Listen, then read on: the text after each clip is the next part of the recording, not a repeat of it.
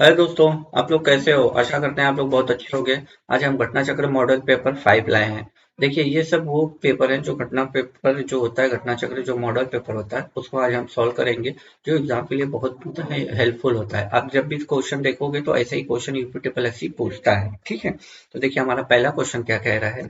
पहला क्वेश्चन कह रहा है हमारा कि देखिए 101 नंबर पे है ये क्वेश्चन। मेगास्थनीज जिन्होंने भारत के बारे में प्रसिद्ध ग्रंथ इंडिका लिखी। एक तो आपको ये बुक दे के नाम पूछ लेता है। यदि पूछेगा इंडिका किसने लिखी है तो ऑप्शन में मेगास्थनीज वाला टिक कीजिएगा। जब बोल देगा मेगास्थनीज ने कौन प्रसिद्ध पुस्तक लिखी है तो ऑप्शन में इंडिका मिलेगा, ये लिख लीजिएगा। लेकिन ये आपसे इस क्वेश्चन में नहीं पूछा। वो बोला है कि मेगास्थनीज जिन्होंने भारत के बारे में प्रसिद्ध ग्रंथ इंडिका लिखी है वो मूल रूप से किस देश के थे, मतलब किस देश के रहने वाले थे। तो ये सभी को पता होगा, ग्रीस। ऑप्शन बी जाएगा। अगला क्वेश्चन, अशोक के प्रधान शिलालेखों में सबसे बड़ा शिलालेख कौन सा है तो ये 13वां शिलालेख है। 13वां शिलालेख है। ठीक है। अगला क्वेश्चन कह रहा है 103 नंबर, निम्न में से किस शासक की मृत्यु उसके पुस्तकालय की सीढ़ियों से गिरकर हुई थी। तो आपको सभी को पता होगा, हिमायू। हिमायू है। ठीक है। देखिए दोस्त, हम लोग सुपर फास्ट रिवीजन कर रहे हैं, इसलिए आप लोग स्पीड में आंसर देते रहिएगा। ठीक है। अगला क्वेश्चन है कि क्या कह रहा है, प्रारंभ में अकबर के संरक्षक कौन थे तो सभी को पता है, बैरम खान थे। ठीक है, बैरम खान थे। अगले क्वेश्चन पर पानीपत का द्वितीय युद्ध किनके बीच लड़ा गया था तो अकबर। देखिए 1526 में जो लड़ा गया था उसमें बाबर और लोधी था, इब्राहिम लोधी। ठीक, ये प्रथम युद्ध था। और 1556 में जो लड़ा गया था द्वितीय युद्ध वो अकबर और हेमू के बीच लड़ा गया था। अकबर और हेमू के बीच लड़ा गया था। ठीक है, जिसका हेमू का पूरा नाम है हेमचंद्र विक्रमादित्य। ठीक है। आगे क्वेश्चन पे आते हैं। वर्ष 1905 में बंगाल के विभाजन के दौरान भारत के वायसराय कौन थे तो आप सभी को पता होगा कि ये लॉर्ड कर्जन ने किया था। जो बंगाल का विभाजन था ये भारत को टुकड़ों में करने का, क्योंकि हिंदू मुस्लिम एकता को उस समय बहुत चरम पर थी और अंग्रेजों के खिलाफ लोग मिलकर लड़ रहे थे। तो उनको डिवाइडिंग रूल, आप जानते हैं, इन लोगों को लड़ाओ और फिर शासन करो, तो वही सारी चीजें थी बंगाल विभाजन करने की रणनीति में। अंग्रेजों के खिलाफ भारतीय सैनिकों द्वारा पहला बड़े पैमाने पर विद्रोह वेल्लोर विद्रोह किस वर्ष हुआ था तो वेल्लोर विद्रोह जो हुआ था ये आपको बताना है। तो वेल्लोर विद्रोह आपको सभी को पता होगा कि वेल्लोर विद्रोह जो था वो ऑप्शन नंबर सी जाएगा, 1806 में हुआ था। देखिए, मैं थोड़ा सा इस क्वेश्चन में बात कर लूं। जॉर्ज बार्लो के शासन काल में उस समय वार्लो जॉर्ज जॉर्ज 1800 में जॉर्ज वार्लो जो थे वो उस समय गवर्नर थे। ठीक है, उसी समय 1806 में हुआ था। ठीक है। और 1857 में जो हुई थी वो अलग क्रांति थी, क्योंकि उसका अलग नाम था। इसका नाम है बेल्लोर। वेल्लोर। ठीक है, ये ध्यान रखिएगा। बेल्लोर 1806 में हुआ था। देखिए ये क्वेश्चन है, मेरठ की छावनी में 1857 में सैनिक विद्रोह की शुरुआत कब हुई थी तो आप सभी को पता होगा, 10 मई 1797। देखिए ये सब मई में कितना क्लोज दिया है, 8 यहाँ पे है, 9 यहाँ पे है, 10 ये है, 11। तो आपको याद रखना है 10 मई 1857। ठीक, ये क्रांति हुई थी। लोकसभा के पहले स्पीकर कौन थे तो जीबी मालवणकर थे। ठीक है। अगले क्वेश्चन पे आते हैं। निम्न भारत में से किस लोकसभा अध्यक्ष का कुल कार्यकाल सर्वाधिक, मतलब सबसे अधिक लंबे तक किसका कार्यकाल रहा है तो ये ऑप्शन नंबर सी जाएगा, डॉक्टर बलराम जाखड़। ये लोकसभा के सबसे लंबे समय तक स्पीकर रहे हैं। ये 16वीं और 17वीं लोकसभा के स्पीकर थे। 16वीं और 17वीं लोकसभा के स्पीकर थे। ठीक है। आइए अगले क्वेश्चन पे चलते हैं हम लोग। अगला क्वेश्चन है, प्रत्येक 2 वर्ष के बाद राज्यसभा के कितने सदस्य सेवानिवृत्त हो जाते हैं तो सभी को पता होगा कि ये लोकसभा। देखिए पहले मैं बता दूं, राज्यसभा का जो जिक्र किया गया है वो अनुच्छेद 80 में किया गया है। ठीक है, अनुच्छेद 80 में किया गया है। और 1/3 मतलब 2 वर्षों में 1/3 सदस्य रिटायर हो जाते हैं, सेवानिवृत्त हो जाते हैं, और इनका कार्यकाल जो होता है, कार्यकाल कार्यकाल जो इनका होता है 6 वर्षों का होता है, लेकिन हर 2 साल पे 1/3 जिनका पूरा होता है वो रिटायर होते चले जाते हैं। ठीक है, अगला क्वेश्चन क्या कह रहा है हमारा, निम्नलिखित में से कौन कैबिनेट स्तर का होता है? कैबिनेट स्तर का हमारा होता है विपक्ष का नेता। विपक्ष का जो नेता होता है ना, वो कैबिनेट स्तर का मंत्री का दर्जा जो होता है उसके बराबर का होता है। निम्नलिखित स्थानों में से किसे एमरोल्ड द्वीप समूह के नाम से जाना जाता है? तो ये आपका हो जाएगा अंडमान निकोबार द्वीप समूह। ठीक है, अंडमान निकोबार द्वीप समूह को एमरोल्ड द्वीप समूह के नाम से भी जाना जाता है। अगला क्वेश्चन है, निम्नलिखित में कौन सा पर्वतीय दर्रा उत्तराखंड में नहीं है? नहीं पूछा है, यानी 3 तो उत्तराखंड में होंगे, एक नहीं होगा। ठीक है, तो एक नहीं होगा, वही आपको बताना है। देखिए, लिपुलेख दर्रा है, नीति दर्रा है, मुलिंग दर्रा है, लेकिन सिपकिला दर्रा आपका एचपी हिमाचल प्रदेश में है। ठीक है, सिपकिला दर्रा हिमाचल प्रदेश में स्थित है। ठीक है, दर्रे से एक क्वेश्चन जरूर आता है, दर्रे या ज्वालामुखी दोनों में से एक क्वेश्चन जरूर पूछेगा। भारतीय पर्वत चोटी की सबसे कम ऊंचाई पूछा है। देखिए, सबसे अधिक तो पूछता ही है, लेकिन यहाँ पे सबसे कम की बात किया। देखिए, तो मुकुट पर्वत सबसे कम ऊंचाई वाला है। भारत का जो मुकुट पर्वत है वो सबसे कम ऊंचाई है। सबसे ऊंचा पूछे तो कंचनजंगा, सबसे ऊंचा कंचनजंगा है और सबसे कम ऊंचाई वाला मुकुट पर्वत है। आइए आगे चलते हैं। विश्व में सबसे बड़ा गर्म रेगिस्तान कौन सा है? तो ये तो हमें लगता है सभी को पता है, सहारा रेगिस्तान है। और ये कहाँ मिलता है? उत्तरी अफ्रीका में है। ये उत्तरी अफ्रीका में, पूछे कहाँ है तो उत्तरी अफ्रीका, अफ्रीका। ठीक है, उत्तरी अफ्रीका। अब देखिए अगला क्वेश्चन क्या है, सूची 1 को सूची 2 के साथ मिलाना है। एक तरफ देश दिया हुआ है, एक तरफ राजधानी दी है। देखिए, आप यदि 1-2 भी इसमें का बता ले गए ना तो आपका काम हो जाएगा। 1-2 भी बता ले गए तो देखिए, केनिया का तो नैरोबी होता है, आपको पता ही है, तो बी का तो 2 जाएगा। देखिए, बी में 2 यहाँ पर है और 2 यहाँ पर है, तो ये दोनों तो कट गए। ये बात आई समझ में? ये दोनों तो कट गए आपके। अब देखिए, अब किसी एक का इन तीनों में से हो जाए, एक का तंजानिया आपको नहीं पता है तो गड़बड़ हो जाएगा, नामीबिया का यदि पता है तब भी काम हो जाएगा, मोरक्को का पता है तब भी हो जाएगा। तो तांजानिया का होता है डोडोमो, तांजानिया का होता है डोडोमो। यदि 2 का पता है तो आप आराम से लगा दोगे, यानी पहले के साथ किसका जाएगा? तीसरा, पहले के साथ तीसरा यही है। और ए ऑप्शन टिक कर लेते हैं, लेकिन मैं यहाँ लिख दे रहा हूँ। तो ये हो गया। नामीबिया का आपका जाता है पिडोक, नामीबिया का जाता है पिडोक, और मोरक्को का जाता है डोडोमा। ठीक, तो ये वाला ऑप्शन है। 18 नंबर क्या कह रहा है, कौन सा देश आंशिक या पूर्ण रूप से सहारा के रेगिस्तान में नहीं आता? मतलब आंशिक और पूर्ण रूप से सहारा देश में नहीं आता है, तो ये हो जाता है आपका ऑप्शन नंबर सी चला जाएगा, नाइजीरिया। नाइजीरिया जो है ना, देखिए अफ्रीका जो आपका जो सहारा रेगिस्तान है उसमें कई देश आते हैं, जैसे अल्जीरिया हुआ, चाड हुआ, लीबिया हुआ, नाइजर हुआ, सूडान हुआ, ट्यूनीशिया हुआ, मिस्र हुआ, मोरक्को हुआ। नाइजीरिया में इसका विस्तार नहीं है दोस्तों, नाइजीरिया में ये नहीं है, तो अब नाइजीरिया टिक कर दीजिएगा। देश बंधु किसे, आप बताइए देश बंधु किससे जाना जाता है? देश बंधु को चित्तरंजन दास के नाम से है। देश बंधु, इसको एक आता है दीन बंधु। देखिए, देश बंधु और दीन बंधु में अंतर है, ध्यान रखिएगा।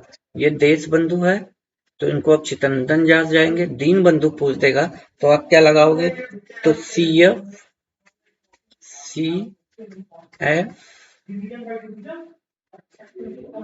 एंडूज, सी एफ एंडूज, ये आपके होते हैं दीन बंधु। ठीक है, अगला क्वेश्चन है, निम्नलिखित में से राजस्व व्यय का एक उदाहरण है, राजस्व व्यय का एक उदाहरण है, तो कौन सा जाएगा? ऑप्शन नंबर सी, एक प्रिंटर की मरम्मत, यही तो राजस्व वर्ष है। देखिए, फैक्ट्री सेट का निर्माण हो रहा है, यानी प्रोडक्ट की तैयारी हो रही है। यहाँ आप कोई चीज खरीद रहे हैं, जमीन की खरीद रहे हैं, यहाँ स्थापना कर रहे हैं और यहाँ पे मरम्मत कर रहे हैं, तो व्यय ही तो यहाँ पे एक तरह से, देखिए व्यय पूछा है तो आप देखिए कहाँ पे अब खर्चा हो रही है, ठीक है। देखिए जमीन खरीद रहे हैं, पैसे दे रहे हैं, तो उसके बदले में प्रॉपर्टी आ रही है, आ रही है। लेकिन एक प्रिंटर की मरम्मत कर रहे हैं तो वो ठीक हो रहा है, उससे तो अभी कुछ जितना खर्चा कर रहे हैं वो मिल नहीं रहा है। तो ये घाटे की वित्त वित्त व्यवस्था का अर्थव्यवस्था पर क्या प्रभाव पड़ता है? घाटे की वित्त व्यवस्था पे, तो घाटे का देखिए, ये जाएगा मुद्रा स्फूर्ति पे फर्क पड़ता है। अगला क्वेश्चन, प्रसिद्ध बांके बिहारी मंदिर उत्तर प्रदेश के वृंदावन, बांके बिहारी मंदिर श्री कृष्ण को समर्पित है और मथुरा जिले में पड़ता है। ठीक है। वृंदावन ना देके यदि मथुरा दे दे तो आप मथुरा भी टिक कर सकते हैं, क्योंकि मथुरा जिला है। मथुरा जो है, मथुरा जिला है, वहाँ एक जगह पड़ती है वृंदावन, वहाँ पे बांके बिहारी मंदिर है और ये श्री कृष्ण को समर्पित है। अगला, उत्तर प्रदेश के बुद्ध ने अपना पहला सारनाथ, इसको भरना था। उत्तर प्रदेश के सारनाथ में गौतम बुद्ध ने अपना पहला उपदेश दिया था। ठीक है, अपने कार्य विधि की नींव रखी थी। ठीक है। आइए अगले क्वेश्चन, रूमी दरवाजा उत्तर प्रदेश के किस शहर में है? तो ये आपके लखनऊ में हो जाएगा। देखिए सुपर फास्ट रिवीजन जीए के मैं करा रहा हूँ, सिर्फ 15 मिनट में आपको 50 क्वेश्चन करा दूंगा। बस आप पूरा वीडियो देखने के बाद बताइएगा आपका कम से कम 35 प्लस सही हो रहा है या नहीं, क्योंकि अब रिवीजन का टाइम है। और जितने भी मॉडल पेपर मार्केट में, मैं सबका मॉडल पेपर हिंदी हिंदी भी करा रहा हूँ, जीके भी, जीके जीएस सब एक ही में है, करंट अफेयर, और आपको रीजनिंग की 25-25 की प्रैक्टिस सेट करा रहा हूँ। ठीक है, तो आप इनको देखते रहिए, सब मॉडल पेपर का मैं करा रहा हूँ कि आप लोगों की हेल्प हो जाए। इकलाक खान का रोजा उत्तर प्रदेश के किस जिले में है? बताइए। इकलाक खान का, तो ये बदायूं में है, बदायूं में। इकलाक खान का रोजा यानी मकबरा कहाँ पे है? तो बदायूं में। उत्तर प्रदेश के किस शहर को 10 मंजिला पागल बाबा मंदिर मिलेगा? मतलब ये पागल बाबा मंदिर कहाँ पे स्थित है? तो ये ऑप्शन नंबर ए, वृंदावन में ही स्थित है। पागल बाबा मंदिर कहाँ है? वृंदावन में। और एक और पीछे हमने बताया था बांके बिहारी मंदिर, वो भी वृंदावन में है। अवध के लिए निम्नलिखित में किस नवाब ने लखनऊ के इमाम बाड़ा बनाया था? तो ये शुजाउद्दौला थे। ठीक है, कौन थे? देखिए उत्तर प्रदेश की जो राजधानी है लखनऊ, देखिए लखनऊ में इमाम बाड़ा भी है, रूमी दरवाजा भी है, घंटाघर भी है, ये सब आसफउद्दौला ने बनवाया था। आसफउद्दौला ने, ऑप्शन नंबर ए। इमाम बाड़े के साथ साथ आप रूमी दरवाजा भी है। ठीक है, रूमी दरवाजा भी है, घंटाघर भी है, घंटाघर भी है, कुछ भी पूछे आप लगा दीजिएगा। ऐतिहासिक विक्टोरिया पार्क, जिसे अब जंगे आजादी पार्क का नाम दिया गया है, कहाँ स्थित है? तो ये आपका चला जाएगा मेरठ जनपद के साथ। ठीक है, मेरठ में। जंगे आजादी अब नाम कर दिया, पहले विक्टोरिया पार्क था, अब जंगे आजादी के नाम से हो गया। निम्नलिखित में से कौन सा कंप्यूटर सॉफ्टवेयर प्रोग्राम है जिसका उपयोग डेटा संग्रहित करने में, व्यवस्थित करने और हेरफेर के लिए उपयोग किया जाता है? तो ये इसका चला जाएगा option number b, Excel. Excel याद रखिएगा, क्योंकि क्वेश्चन के 4 से 5 क्वेश्चन आपको वीडियो में मिलेंगे, और साइंस के भी 4 से 5 क्वेश्चन मिलेंगे, तो सभी टुकड़ों में है। ठीक है, सब क्वेश्चन मिलेंगे। परिधि उपकरण कार्य क्षमता जोड़ने के लिए कंप्यूटर सिस्टम से कनेक्टेड होते हैं, निम्नलिखित से कौन सा परिधि उपकरण नहीं है? तो आपको बताना है, तो ये ऑप्शन नंबर सी चला जाएगा, मुद्रक। मुद्रा इनपुट आउटपुट डिवाइसों के साथ, ठीक है, कंप्यूटर सीपीयू के चारों ओर घेरे रहते हैं, माउस कोनर, मुद्रक। ठीक है दोस्तों, इसका ऑप्शन हो जाएगा मुद्रक। आइए अगले क्वेश्चन पे चल रहे हैं। निम्नलिखित में से कौन सा एक उपाय नहीं है जिससे एक वायरस अपने कंप्यूटर को संग्रहित कर सकता है? तो क्या अन्य उपयोगकर्ताओं के संगीत संचिकाएं या छवियां साझा करना, लेख या पीडीएफ संचय बनाना, स्पैम ईमेल का संकलन खोलना, निःशुल्क गेम टूलबार मीडिया प्लेयर, अन्य प्लाड़ी उपयोग को डाउनलोड करना? देखिए ये तो लुभावना देके आपसे करते ही करते हैं, ईमेल भी स्पैम करना ही करना है। ठीक है, और छवियां साझा करना, ये भी आप कहीं ना कहीं जो स्पैम करते हैं, जो धोखाधड़ी करते हैं, उनसे कनेक्टेड हो रहे हैं। तो ऑप्शन नंबर इसमें बी चला जाएगा, यही नहीं है। ठीक है, संकलित कर सकता है, तो उपाय नहीं है, नहीं वाला बताना है। ठीक है, अगला क्वेश्चन, कंप्यूटर की दूसरी पीढ़ी सेकेंड जनरेशन के दौरान किस प्रकार देखी गई थी? तो ये चला जाएगा option number c. Option number c 1957 62। 1957 62। ठीक है। अगला क्वेश्चन क्या कह रहा है, प्रकाशीय सूक्ष्मदर्शी में किसके लिए तेल निम्नजन का प्रयोग किया जाता है? प्रकाशीय सूक्ष्मदर्शी लाइट माइक्रोस्कोप में किसके लिए तेल निम्नजन का प्रयोग? ये लग रहा है टाइपिंग ने इसको ज्यादा जूम कर दिया है, इसलिए थोड़ा सा क्वेश्चन हो सकता है आप लोगों को देखने में दिक्कत हो। तो इसका ऑप्शन नंबर ए जाएगा। ठीक है। सूक्ष्मदर्शी की विभक्त शक्ति बढ़ाने के लिए, सूक्ष्मदर्शी की विभक्त शक्ति बढ़ाने के लिए। ठीक है।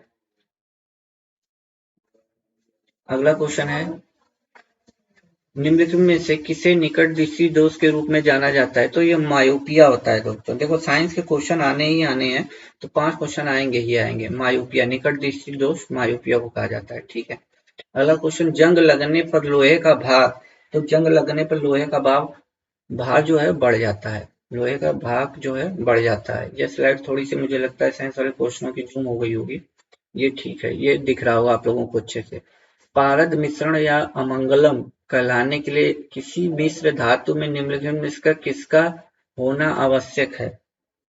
किसका होना आवश्यक है? ऑप्शन नंबर डी, पारा का। ठीक है। ऑप्शन नंबर डी, पारा का। हमारे पेट में स्थित पाचक रस में मुख्य रूप से क्या होता है? पाचक रस में मुख्य रूप से क्या होते हैं? तो मुख्य रूप से सी होता है। ठीक। हाइड्रोक्लोरिक अम्ल, हाइड्रोक्लोरिक। देखिए पाचक रस के बोल रहा है, पाचक रस में मुख्य रूप से हाइड्रोक्लोरिक अम्ल होते हैं। बोला, किस प्रक्रिया के दौरान सौर गतिज ऊर्जा कार्बोहाइड्रेट की रासायनिक ऊर्जा में बदल जाती है? किस प्रक्रिया के दौरान सौर ऊर्जा कार्बोहाइड्रेट की रासायनिक ऊर्जा में बदल जाती है? तो ऑप्शन नंबर बी चला जाएगा, प्रकाश संश्लेषण।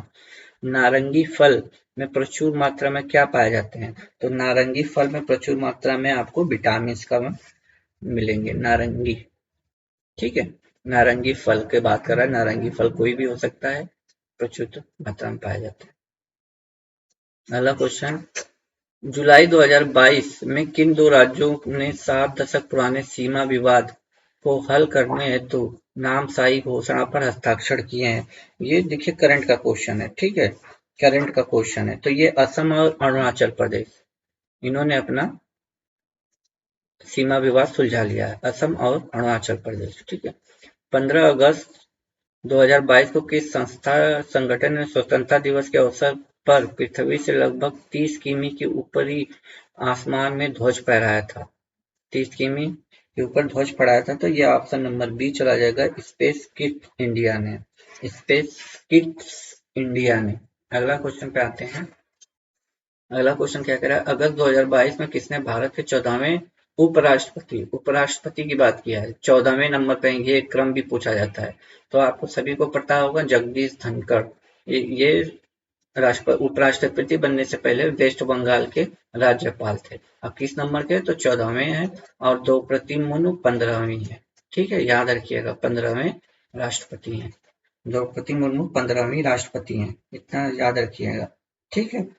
आगे देखिए, मार्च 2022 वर्ल्ड गवर्नेंस समिट 2022 का आयोजन कहाँ किया गया था? मार्च 2022। ये काफी पुराना करंट अफेयर लग रहा है, घटना चक्र वालों ने डाल दिया। कोई बात नहीं, 1 साल का करंट अफेयर तो आपको पढ़ना होगा। तो ये दुबई में हुआ था, ऑप्शन नंबर बी, दुबई में हुआ था। ठीक है। अगला क्वेश्चन, केंद्रीय स्वास्थ्य मंत्री, पहले स्वास्थ्य मंत्री का नाम जान लीजिए, मनसुख मांडवड़िया। ठीक है, मांडवड़िया द्वारा घोषित स्वदेशी टीबी संक्रमण त्वचा का परीक्षण का क्या नाम था? तो इसका नाम था आपका सीटीबी। सीटीबी। ठीक है, सीटीबी। सीटीबी। ऑप्शन में या इस तरह लिखेगा या तो इंग्लिश में ऐसे लिख देगा, सीटीबी। ठीक है, ऐसे। तो आप लोग कंफ्यूज मत होइएगा। ठीक है। अगले क्वेश्चन पे आते हैं। अगला क्वेश्चन क्या कह रहा है, मई 2022 में किस राज्य में देश के पहले अमृत सरोवर का उद्घाटन किया? तो ये सभी को पता होना चाहिए, ये हमारे उत्तर प्रदेश रामपुर में किया गया है। उत्तर प्रदेश में जिला पूछे तो रामपुर। ठीक है, रामपुर में किया गया है। जून 2022 में संपन्न हुई भारत की प्रथम प्रतियोगिता रणजी ट्रॉफी 2022 का खिताब किसने जीता है? तो ये इसका भी हमें लग रहा है आंसर आप लोगों को पता ही होगा। ऑप्शन नंबर डी जाएगा, मध्य प्रदेश ने। ये क्वेश्चन इसलिए इंपॉर्टेंट बना कि एमपी ने पहली बार जीता है। ठीक है, 31वां सरस्वती सम्मान किसे प्रदान किया गया है? तो 31वां सरस्वती सम्मान किसे प्रदान किया गया? आपको तो पता ही होगा, रामदरस मिश्रा को, प्रोफेसर रामदरस मिश्रा को। याद रखिएगा, 31वां इनको दिया गया है सरस्वती सम्मान। सर्वाधिक जैव विविधता पाई जाती है, 49 नंबर। सर्वाधिक जैव विविधता पाई जाती है आपकी उष्णकटिबंधीय वर्षा वनों में, उष्णकटिबंधीय वर्षा वनों में। लास्ट क्वेश्चन है, गैस जो धान के खेतों में उत्सर्जित होती है तथा भूमि के तापमान में वृद्धि करती है, वो क्या है? तो ये आपको सभी को पता, मीथेन गैस होती है, मीथेन गैस। देखिए कितना सुपर फास्ट हमने एक मॉडल पेपर तैयार कर लिया सुपर फास्ट रिवीजन में। तो ऐसा ही है कि आपको कम से कम हम सोच रहे हैं 25 जीके के और 25 हिंदी के और 15 रीजनिंग के मॉडल पेपर आप लोगों को सॉल्व करा दूं। यदि आप चैनल पे दोस्त पहली बार है ना, तो सिलेक्शन तक बस इस चैनल को ज्वाइन कर लीजिए। जिस दिन सिलेक्शन हो जाएगा उसे अनसब्सक्राइब कर दीजिए, तो कोई दिक्कत नहीं, अपने फायदे लेके चैनल से जुड़ जाइए।